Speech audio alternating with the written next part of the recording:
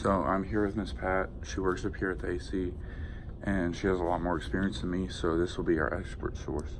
So when did you actually start baking?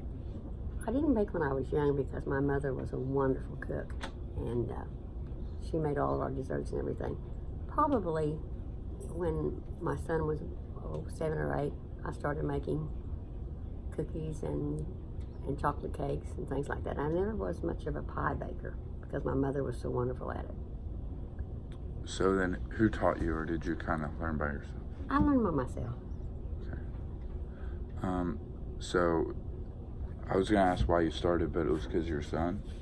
Yes, and his friends, because he wanted everybody to come to our house, and I only had one son, and so I always had snacks for them. Okay, do you have a favorite, something that you enjoy baking, like your favorite? I like to make cakes and cookies. I'm not much of a pie person.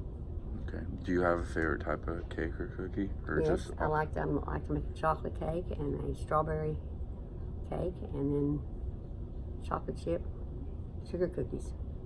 Okay. Is there any tips for people like my age, like college kids or something, that you'd want them to know about baking? Well, I think what you have to do is that you have to find, you have to practice. You have to find a recipe that produces what you want, and then you have to work at it. Okay. And sometimes it's not going to turn out the first time. Okay. Has baking the cookies made a difference? Like, I know you'll bring cookies like once a week up here to the AC.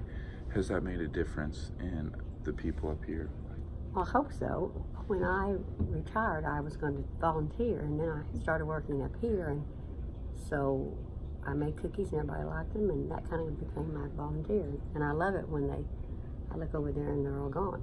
Yes, ma'am.